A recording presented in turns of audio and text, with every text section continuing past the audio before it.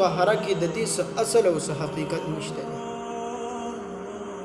قرآن کې خو دې چې والذین یتوفون منکم ویذرون ازواجا یتربصن بانفسهن 4 اشهر و 10 چې کوم کسان په تاسو کې وفات شي او د ځان نه وروسته بیبیانې پرېږدي نو 4 میاشتې او 10 ورځې به دغه بیبیانې عدت تېروي. دغه عدت په دوی باندې واجب دی.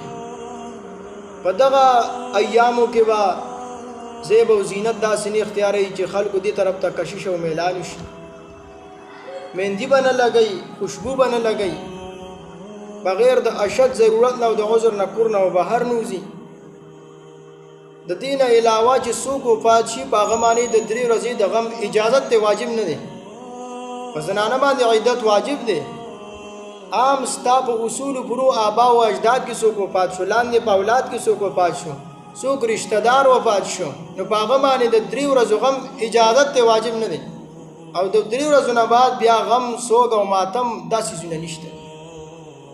حدیث کې راغلی نبی رسول الله فرمایي چې لیس منا خلق زمون نه دي من ضرب الخدود چې څوک خپل مخونه ټکوي وشق الجيوب خپل گریبانونه شلي ودعا بدعوى الجاهليه او د جاهلیت په شان دي ناري وي چې و پلان کیه ته خلاړې داسې ته داسې موږ به وسکو. د دین نبی رسول الله منو کړل بلکې نبی رسول الله په دنیا کې موجود دي. د نبی رسول الله نمخ کې بللا انبیاء او مرسلین ظلمن شهیدان کړي شوی دي، په ارو باندې په میز ټوکړي کړي شوی دي، دا غي ویني ناحق توي کړي شوی دي. چته نبی علیہ السلام ندی ویلي چې صحابه راوځي زمارونه انبیاء ظلمن شهیدان کړي شو چې ماتم او سوګ مناو بلاره کې خلکو ته وو ریلې یو چلو شربتونه وګي خوراکونه تیار کړي راځي هغه ظلمن شهیدان شوی دي. د نبی علیہ السلام په جون باندې څومره غزوی شوی دي، بدر، احد، حنین، غزوه موتا، خیبر، فتح مکه څومره، او په دې کې صحابه شهیدان شوی دي.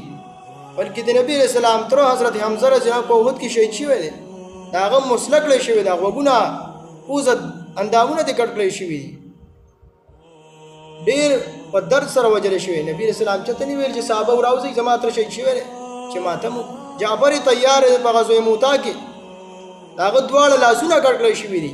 بخاری شریف کې دي د 90 نه سیوا د تورو د نیزو او د تیرونو د زخمونه وبګي په بدن باندې. نبی اسلام چته نه ویلي چې راوځي صحابه زمانه ترځي جعفر تیار رسنه شهید شوی چې غم او ماتم کو پای باندې. حضرت علی رضی شهید شوی دی، عمر رضی شهید شوی دی، حضرت عثمان رضی شهید شوی دی.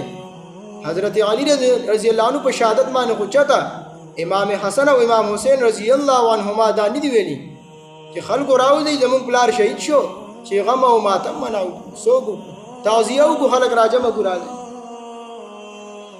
نو د دین عمل راغلی درونه. بخاری شریف کې روایت ده په غزوه موتا کې امام بخاری رحمه الله دا روایت را نقل کړی.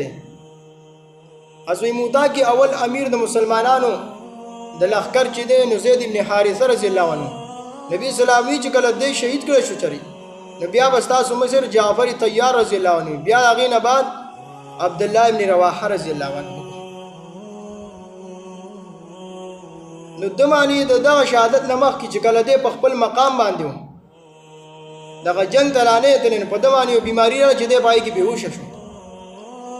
نو د دې یو خور ده امره د هغې نامه ده د نعمان ابن بشیر رضی الله عنه والده محترمه ده.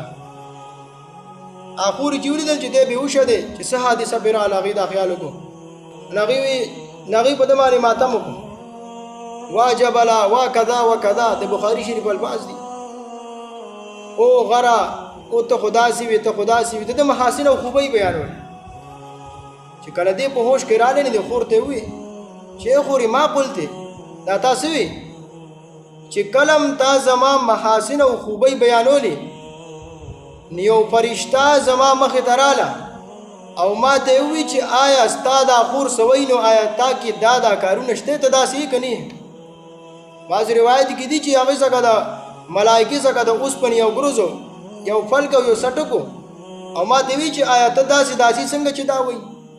د بخاری شریف کې دي چې کله د دینه بعد بیا د غزوې ته لاړ، غزوې موته چې کوم په شام کې شوې ده او دې پای کې شهید شو، نو بیا فلا تبکی، نو خور په بیا نه دی جړلی. خور ته خبره یاد و چې رور مې ویلي چې ما باندې ما ماتم او غم نه کې، نو بیا به دی نه دی جړلی. معلومه شو چې په شریعت کې د دې سوګ مناول او دا غم او دا ماتم بلاره کې راوتل، جلوسونه راوباسل او ځانونه ټکول هیڅ اصل او حقیقت نه لري. الله جل جلاله دې موږ تاسو ته زموږ تاسو صحیح عقاید او صحیح اعمال نصیب کی. واخر دعوانا الحمد لله رب العالمین.